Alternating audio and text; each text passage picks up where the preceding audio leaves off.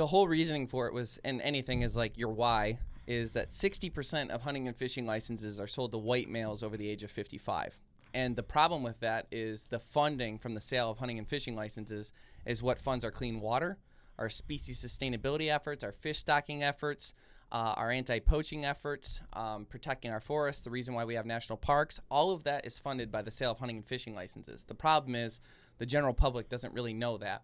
And if 60% is sold to white males over the age of 55, then in 10 to 15 years, by my calculations, closer to 10 now, because while it's over 55, there's many people in their 70s and 80s. Right around that 10, maybe 12-year mark, you're going to see a drop-off of about 50% of the 60%. So now we're down 30% in funding. I'm assuming they can't tax us any more than they already do, so I don't know how they're going to make up that funding. And not to mention, the GDP of the outdoor industry is something like 3% for our country, which is higher than oil. So to give you an idea of how important it is to our country. So if we don't replace that demographic, what are we going to do? So we kind of set off with the idea that if we could create a show that would inspire and entertain millennials and Generation Z to get out in the outdoors, it would help promote that next generation to get into it.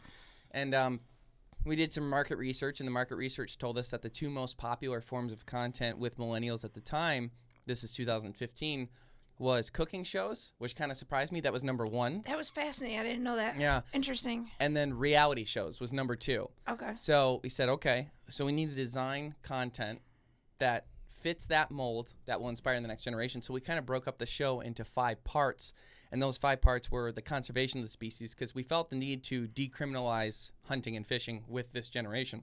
Right. I.e., so in 1960 in Michigan, the turkeys were extinct, basically. We had none in Michigan. But because of conservation dollars and money put in from hunters and the buying of tags, now we have a sustainable population. So when I buy my, $25 turkey tag, all of that money goes towards the conservation of the turkeys, reintroduction of turkeys, habitat sustainability, all those things. By me buying a turkey license and maybe getting one turkey, there's more turkeys. Right. So people needed to learn, and that decriminalization of it is like, by turkey hunting, I'm creating more turkeys, which is tough for people to wrap their head around at first. So we cover the conservation, the gear you need for the actual trip. We showed everyone the hunting and fishing trip in a reality show style format. We have a moral lesson that includes a Bible verse in every episode. And then we have a beautiful studio kitchen that we work with the Trevaro company, Wolf and Sub-Zero Appliances in Auburn Hills, Michigan, where we show you how to cook a beautiful recipe to actually eat it. And we noticed that the farm-to-table stuff was obviously getting super popular at the time, too. That is our why. I mean, that is the only thing that matters, is selling more hunting and fishing licenses and getting the next generation involved in the outdoors. That's the only reason why we did the show.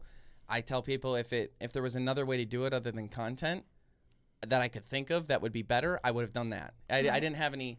I was nominated for a few Emmys and produced other television shows in the past, but I would not have done television if I didn't think that was what would bring in the most people.